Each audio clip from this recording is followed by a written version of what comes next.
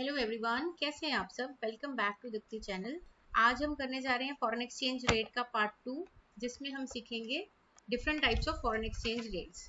Types of foreign exchange rate, कौन कौन से फॉरेन एक्सचेंज रेट्स हैं हमारे पास 3 तरह के फॉरेन एक्सचेंज रेट हैं। पहला है fix exchange rate system, second है फ्लेक्सिबल एंड थर्ड है मैनेज फ्लोटिंग रेट। पहला जो फिक्स एक्सचेंज रेट सिस्टम है, इसको हम पैक्ड एक्सचेंज रेट बोलते हैं। फ्लेक्सिबल एक्सचेंज रेट को फ्लोटिंग एक्सचेंज रेट भी बोला जाता है। नेक्स्ट है फिक्स एक्सचेंज रेट सिस्टम। सबसे पहले है जिसको हम शुरू करने जा रहे हैं, fix exchange rate. Fix exchange rate system वो सिस्टम है जिसमें जो एक्सचेंज रेट होता है वो गवर्नमेंट फिक्स कर लेती है। अपने नाम में ही इसका मीनिंग है कि फिक्स है, एक्सचेंज रेट फिक्स कर लेते हैं। The basic purpose of adopting this system, main जो पर्पस है इस सिस्टम को अडॉप्ट करने का, कि स्टेबिलिटी आ सके फॉरेन ट्रेड में और कैपिटल मूवमेंट्स में, कि जो पैसे की आवाजाही मतलब आना जाना जो पैसे का वो स्टेबल कर सके। इसीलिए बेसिकली इस सिस्टम को अडॉप्ट किया जाता था। टू अचीव स्टेबिलिटी गवर्नमेंट क्या करती थी, स्टेबिलिटी लाने के लिए फॉरेन करेंसी को बाय करना पड़ता था। ठीक है, जब एक्सचेंज रेट वीक होता है तो फॉरेन करेंसी बाय कर लेती थी, और जब एक्सचेंज रेट स्ट्रॉन्गर बनता है तो वो फटाफट उसको बेच देते थे मार्केट। और इसको करने के लिए गवर्नमेंट को लार्ज रिजर्व, बहुत सारे रिजर्व भी इकट्ठे करने पड़ेंगे फॉरेन करेंसीज के। ठीक है, स्पेशली डॉलर या फिर आपको पाउंड, वट जो भी फॉरेन करेंसीज वो उसको कलेक्ट करनी पड़ेंगी, इकट्ठी करनी पड़ेंगी, ताकि समय आने पर बेच सके। इस सिस्टम में हर कंट्री ने, each country keeps value of its currency fix. Her currency ने अपने एक एक्सटर्नल स्टैंडर्ड बनाकर अपनी करेंसी को फिक्स करके रखा हुआ। अब एक्सटर्नल स्टैंडर्ड कुछ भी हो सकता है, गोल्ड है, सिल्वर है, कोई प्रेशियस मेटल हो सकते हैं। व्हेन अब डोमेस्टिक करेंसी एक वैल्यू के साथ टाइट कर दी जाती है, जिसको हम पेगिंग बोलते हैं। जैसे कोई घोड़ा हम जब बांध देते हैं, ठीक है, उस अपने स्टेबल में, तो जितना उसकी रस्सी है वो उससे ज्यादा वो हिल नहीं पाता। तो जितनी उसकी रस्सी उसको अलाउ करती है वो उतना ही आगे पीछे हो सकता है। वैसे ही पेगिंग है, डोमेस्टिक करेंसी को बांध दिया जाता है कि वो उतना ही उसमें अलाउ किया जाता है हिलना, जितना वो उसको अलाउ करेंगे, मतलब कि इतना ही हिल सकते हैं, उससे ज्यादा नहीं। तो उसको पेगिंग बोलते हैं। When value of currency is fix, जब हम किसी करेंसी को फिक्स कर देते हैं किसी और करेंसी की टर्म्स में या गोल्ड की टर्म में, उसको पैरिटी वैल्यू भी बोलते हैं। ये क्लियर हुआ कि क्या पेगिंग होती है, क्या पैरिटी वैल्यू है और फिक्स एक्सचेंज रेट सिस्टम है क्या। अब आते हैं मेरिट्स के ऊपर, मतलब फायदे क्या हैं ऐसे फिक्स करने के। तो फिक्स एक्सचेंज रेट सिस्टम के फायदा सबसे पहला ये है कि स्टेबिलिटी लाते हैं, stability to foreign exchange market, fluctuations को कम कर देते हैं। प्रमोट्स इंटरनेशनल इन्वेस्टमेंट, इसमें ऐसी कंडीशंस आ जाती हैं कि फॉरेन कैपिटल जो है स्मूथली फ्लो होती है। ठीक है, इंटरनेशनल इन्वेस्टमेंट बढ़ती है। Lender and borrower will not be prepare to lend or borrow in order to make long term investment if they are not sure about the rate of exchange. वो long term investment करने के लिए इतनी जल्दी तैयार नहीं होते जब तक उनको फ्यूचर का थोड़ा स्टेबिलिटी का ना पता हो। प्रमोट्स इंटरनेशनल ट्रेड, अब ये इंटरनेशनल ट्रेड को बढ़ावा देता है। क्यों? क्योंकि ये रेट फिक्स है। प्रिवेंट स्पेकुलेशन एक्टिविटीज, तो स्पेकुलेशन भी नहीं होती इससे, कि गवर्नमेंट के हाथ में है भाई, इसमें तो ऊपर नीचे करना, तो स्पेकुलेशन कम रहती है। तो ये है मेरिट्स। ठीक है, stability, promotes international investment, promote international trade या फिर प्रिवेंट स्पेकुलेशन। नेक्स्ट आते हैं हम डीमेरिट्स पे। इसके नुकसान भी हैं। तो इसके नुकसान क्या है? फॉरेन एक्सचेंज का रिजर्व रखना पड़ता है कंट्रीज को। एक्सचेंज रेट फिक्स करना बहुत मुश्किल है। ठीक है, कहना आसान है लेकिन ये मेंटेन करके फिक्स करके रखना मुश्किल है। और एक्सचेंज रेट को फिक्स परमानेंटली कर ही नहीं सकते, क्योंकि फ्लक्चुएशंस आती जाती रहती है मार्केट में। डीवैल्यूएशन और रीवैल्यूएशन का मीनिंग, ये थोड़ा इंपॉर्टेंट है एग्जाम पॉइंट ऑफ व्यू से। Devaluation, revaluation. अब डीवैल्यूएशन का मतलब क्या है? Reduction in the value of domestic currency by the government. जब गवर्नमेंट डोमेस्टिक करेंसी की वैल्यू को नीचे कर दे तो डीवैल्यूएशन है, कि उसने अपनी करेंसी को खुद नीचे किया है, कम किया है। It is said to occur when exchange rate is increased by the government under fixed exchange rate system. जब exchange rate बढ़ता था तब ये कर दिया जाता था, devalue किया जाता था। और revaluation का मतलब है जब domestic currency बढ़ा दी जाए गवर्नमेंट की तरफ से, मतलब revalue करना, बढ़ाना। इन दोनों में डिफरेंस देख लेते हैं। devaluation का मतलब है reduction in price of domestic currency in terms of foreign currency, जो fixed exchange rate regime में होता है।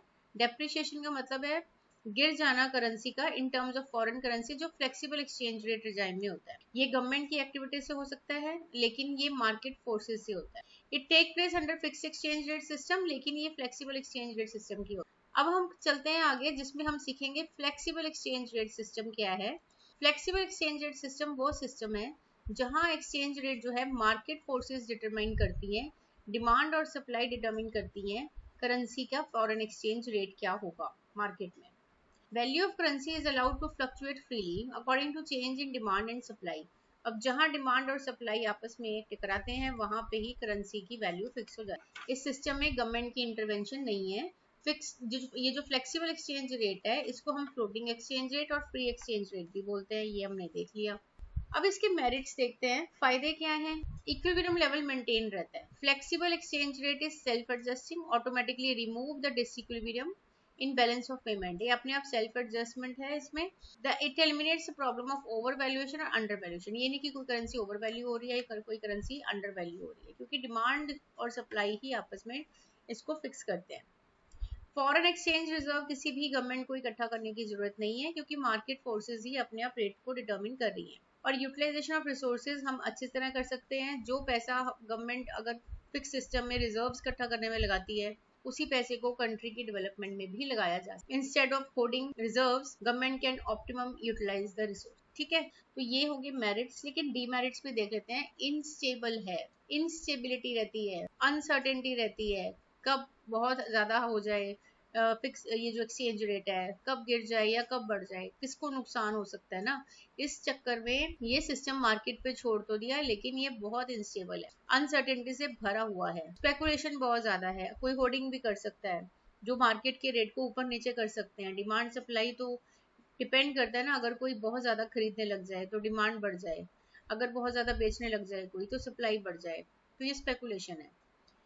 Create inflationary situation, inflation situation country में आ सकती है, क्योंकि अगर इंपोर्ट्स के प्राइसेस बढ़ गए, ठीक है, हमने टेंडर तो हमने एग्रीमेंट तो कर लिया, ठीक है, इंपोर्टर्स ने सामान भी मंगवा लिया, लेकिन फ्यूचर में रेट बढ़ गया, फिर क्या करोगे यार, हमारी करेंसी डेप्रिशिएट हो गई, फिर क्या करोगे, आपका सामान तो महंगा हो गया, महंगा हो गया तो आप कंट्री में भी महंगा बेचोगे, बिकॉज आपकी खरीद महंगी हो गई, तो क्या होगा, इन्फ्लेशन हो सकता है। So these are the demerits of flexible exchange rate system. अब इसका डिफरेंस देख लो, ये भी इंपॉर्टेंट है from exam boards point of view. Fixed और फ्लेक्सिबल में ये ऑफिशियली फिक्स्ड है एक्सटर्नल स्टैंडर्ड से, यानी गोल्ड और कोई और करेंसी, लेकिन ये डिटरमिन किया जाता है डिमांड और सप्लाई ऑफ फॉरेन एक्सचेंज से। गवर्नमेंट कंट्रोल है, no government intervention. Exchange rate generally remain stable, यहाँ एक्सचेंज रेट चेंज होता रहता है। गवर्नमेंट को रिजर्व्स इकट्ठा करने की जरूरत पड़ती है यहाँ पे, लेकिन यहाँ कोई रिक्वायरमेंट नहीं है ह्यूज रिजर्व्स इकट्ठा करने की। फिक्स एक्सचेंज रेट से डी वैल्यू और रीवैल्यू हो सकता है, लेकिन फ्लेक्सिबल एक्सचेंज रेट से डेप्रिशिएशन और एप्रिशिएशन हो सकता है। तो ये हमारा डिफरेंस हो गया फिक्स एक्सचेंज और फ्लेक्सिबल एक्सचेंज रेट का। अब चाहे तो यहाँ पे स्क्रीनशॉट ले लो और इसको सेव कर लो। नेक्स्ट हमारे पास थर्ड सिस्टम आ रहा है manage floating rate. Manage floating rate ये वो रेट है जिसको हाइब्रिड बोला जाता है, मिक्सचर है ये फिक्स एक्सचेंज रेट का और फ्लेक्सिबल एक्सचेंज रेट का। इस सिस्टम में क्या होता है कि like flexible exchange rate determine होता तो डिमांड एंड सप्लाई से है, लेकिन फिक्स एक्सचेंज रेट की तरह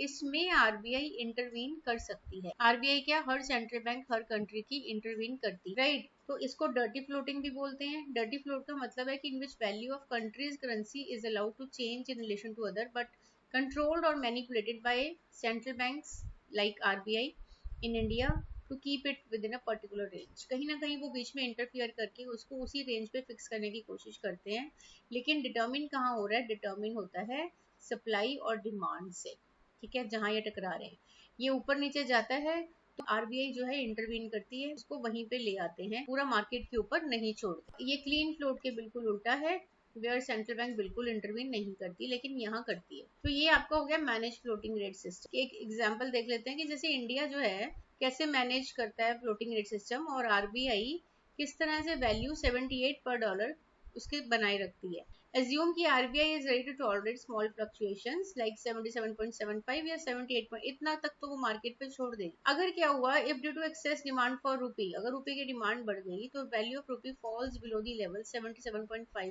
पर डॉलर, इसके नीचे गिरने के चांसेस हैं। आरबीआई अपनी सप्लाई बढ़ा देगी रुपीज की और by selling the rupees for dollar, ठीक है, and acquiring the holding of dollar खरीदना शुरू कर देगी।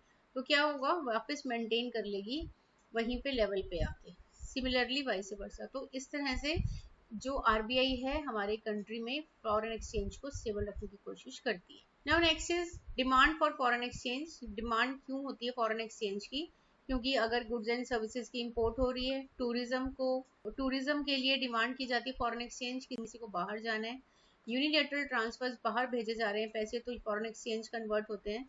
Purchase of assets in foreign current countries, मतलब हमें कोई एसेट खरीदनी है बाहर तो हमें फॉरेन एक्सचेंज चाहिए होगी, हम कन्वर्ट करवा के पेमेंट करेंगे, लाइक शेयर, बॉन्ड्स या लैंड। स्पेकुलेशन एक्टिविटीज में भी फॉरेन एक्सचेंज जो है मांगी जाती है। Repayment of international loans, government ने कोई लोन पे करने हैं बाहर तो भी फॉरेन एक्सचेंज में कन्वर्ट करवा के फॉरेन करेंसी में पेमेंट होगी। These are the cases where the foreign exchange is demanded. Now इसी के साथ हमारा फॉरेन एक्सचेंज यहाँ खत्म होता है। अगर आपको कोई और चैप्टर की क्वेरी चाहिए या आपको कोई और चैप्टर चाहिए तो आप मुझे मैसेज कर सकते हो, मैं उसकी वीडियोस बना के आपके साथ शेयर करूंगी। Thank you so much and do like, share and subscribe, and for online classes you can contact my number given in the channel. Thank you.